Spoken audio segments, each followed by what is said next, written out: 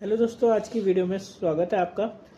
Last video में हमने ना क्लास हमने क्या करा था कि फंक्शन जो है हमारे फंक्शंस थे, हम उन्हें पास कर रहे थे एज ए प्रॉप। यहाँ पर आप देखते हैं जैसे यहाँ पर पहले क्या है ना, मैं अपनी रिएक्ट एप्लीकेशन को चला देता हूँ। npm रन डेव, ये चल गई है एप्लीकेशन और आई थिंक मेरी यहाँ रन भी हो रही होगी। ठीक है, तो यहाँ इसे रिफ्रेश करेंगे। कल की वीडियो में देखा था कि ना हम किस तरह से बटन क्लिक कर रहे थे और हमारा फंक्शन चल रहा था ऑन क्लिक। इसको हम कट कर देते हैं, कुछ नहीं होगा। ठीक है, और इस कंपोनेंट को हाइड कर लेते हैं। आज का जो टॉपिक है वो थोड़ा सा यूनिक रहने वाला है, तो उसको मैं बता देता हूँ क्या टॉपिक है। मैं इसको हटा रहा हूँ। ठीक है, तो आई होप कि ये चीज़ें अब हट जाएंगी। मैं इसको रिफ्रेश करता हूँ तो अब यहाँ पर मेरे होम पेज पे कुछ नहीं है। आज का जो टॉपिक है वो लूपिंग है। लूपिंग मतलब कोई भी डेटा रिएक्ट में, ये जो सारे जो मैं आपको दिख रहा होगा ना साइड बार में मेरी वेबसाइट के अंदर, ये एक लूप में चल रहा है। ठीक है, देखो डिज़ाइन सेम है, डिज़ाइन आइकन सब कुछ सेम है, लेकिन वो क्या है, जब भी मैं कुछ ऐड करता हूँ लूप में चलता है डेटा।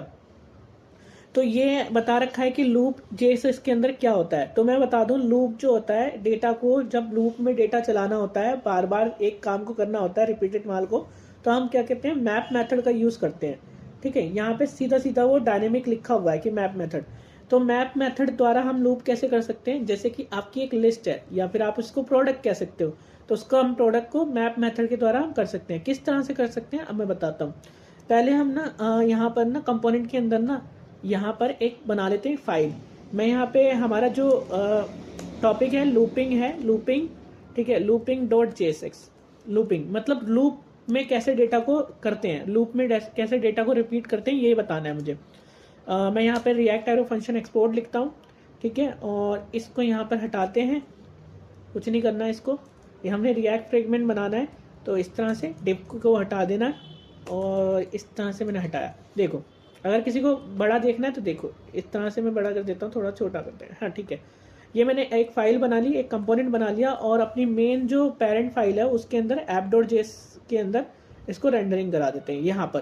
तो कुछ नहीं करना, आपको सिर्फ यहाँ पे लिखना है लूपिंग। अब यहाँ पे लिखना है इस तरह से लूपिंग। ठीक है, तो ऑटोमेटिकली ये आपका फाइल का पाथ निकाल लेगा कंपोनेंट का। अब इस फाइल से हमें कोई लेन देन नहीं है और इस फाइल को भी बंद कर देते हैं। मान के चलो कि मेरे पास ना एक लिस्ट है। ठीक है, मैं यहाँ पे कॉन्स्ट एक प्रोडक्ट लिस्ट, मेरे पास एक प्रोडक्ट लिस्ट है, या एरे कह लो, प्रोडक्ट के एरे हैं, और उस प्रोडक्ट के एरे हैं मेरे पास, जैसे कि मैंगो। ठीक है, और मोंगो लिख दिया था, मैंगो। ठीक है, और मैं यहाँ लिखता हूँ बनाना। स्पेलिंग मिस्टेक हो सकती है तो सॉरी उसके लिए, बाकी आप अपने हिसाब से कर सकते हैं। ठीक है, APPLE एप्पल, और फिर अदर चीज़ें आप नाम लिख सकते हैं यूज़र के। ठीक है, टी शर्ट हो गया,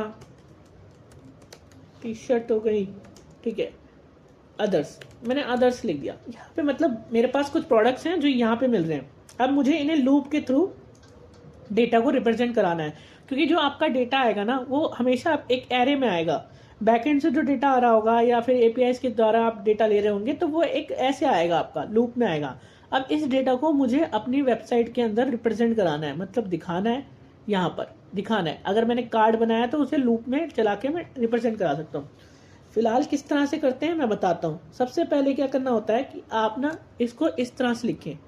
इस तरह से लिखेंगे तो आप एरे, मतलब आप अगर आपने ये ब्रैकेट लगाने करली ब्रैकेट, तो इस करली ब्रैकेट की मदद से क्या है ना, आप जावास्क्रिप्ट यूज कर सकते हो।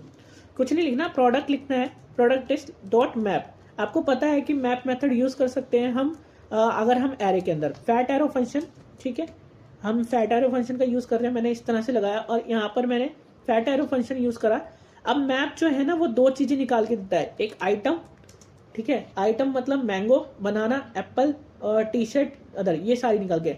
दूसरा होता है इंडेक्सिंग। तो हमें इंडेक्सिंग की अभी जरूरत है नहीं, मैं बता दूं, इंडेक्सिंग की हमें जरूरत नहीं है, हमें प्रोडक्ट दिखाने हैं। तो मैं यहाँ पर इस ऊपर की तरफ मैं यूएल कर देता हूँ, क्योंकि यूएल लिस्ट, यूएल, और इसको कट करके नीचे की तरफ लगाता हूँ क्योंकि हमें लिस्ट में रिप्रेजेंट कराना है। तो यहाँ पर और रिटर्न क्या करना है मुझे, क्योंकि देखो मैप मेथड क्या करता है, एक लूप है, एक आपने जावास्क्रिप्ट में फॉर लूप वाइल लूप पढ़ा होगा तो पता होगा। मैप मेथड क्या करता है, जो ये एरे है ना, इस एरे को एक लूप में चलाएगा। लूप मतलब एक एक करके चीजें प्रिंट कराएगा, बनाना, एप्पल, टी शर्ट। और वो हमने क्या करना है, रिटर्न करना है। रिटर्न किस में करना है, हमें एक HTML में, और मैं यहाँ लिख रहा हूँ LI, और जो भी मेरा आइटम है, जो आइटम के अंदर आ रहा है वो आइटम इस तरह से लिख देना है। अब सारे जो आइटम है वो इस तरह से रिप्रेजेंट हो जाएंगे और मुझे यहाँ पे मिल जाएंगे। जैसे यहाँ पे देखो मैंगो बनाना, अगर मुझे कोई स्टाइल करना है तो मैं एक ही के अंदर करूंगा, एक कार्ड बनाऊंगा और सारे लूप में चले जाएंगे। आई होप कि आपको ये लूप वाला सिस्टम पता चल गया होगा और समझ में भी आया होगा, ज़्यादा आसान है और मैंने यहाँ पर डाल रखा है। इंडेक्सिंग भी होती है, अगर इंडेक्सिंग आप देना चाहें तो इंडेक्सिंग भी है यहाँ पर। इंडेक्सिंग इसलिए क्योंकि कई बार क्या होता है ना, हमें कार्ड ऑपरेशन करने होते हैं तो हम क्या करते हैं ना, इंडेक्सिंग दे देते हैं इस तरह से। मैं इंडेक्सिंग लिख दूंगा यहाँ पर, और इंडेक्सिंग हमारा यहाँ पर होगा यहाँ पर। हालांकि मैं यहाँ पे क्लास नेम यूज़ कर रहा हूँ, आप कुछ और लिख देना, ठीक है। मैंने तो यहाँ क्लास नेम यूज़ कर लिया है, और ज़रूरी नहीं है कि आप क्लास नेम यूज़ करो आप, क्योंकि क्लास नेम हमेशा यूनिक होता है, तो नहीं, आईडी हमेशा यूनिक होती है, लेकिन क्लास नेम में मैंने ऐसे डाल दिया 0 1 2 3 4। क्या होता है ना, कई बार क्या होता है कि अगर मैं जैसे इसको डिलीट करना चाहता हूँ तो डिलीट ये होना चाहिए, कैसे होगा, इसकी इंडेक्सिंग की मदद से होगा, क्योंकि इसके पास ना अपनी यूनिक इंडेक्सिंग होगी, ठीक है। जब हम डिलीट वाला काम करते हैं या अपडेट वाला काम करते हैं तो कैसे पता चलेगा, इंडेक्सिंग से तो पता चलेगा, और इनकी एरे की इंडेक्सिंग हमेशा 0 से स्टार्ट होती है। आज के लिए वैसे इतना ही यार, और आई होप कि आपको ये CAC की सीरीज में समझ में आ रहा होगा। मैं धीरे धीरे छोटे छोटे टॉपिक बना रहा हूँ ताकि मैं समझा सकूँ, और फिक्र ना करें यार, प्रोजेक्ट जरूर लेकर आऊँगा, बिल्कुल अच्छे प्रोजेक्ट लेकर आऊँगा, क्योंकि अभी प्रोजेक्ट्स का मैं टॉपिक समझा लूँ, फिर टॉपिक समझाने के बाद प्रोजेक्ट ज़रूर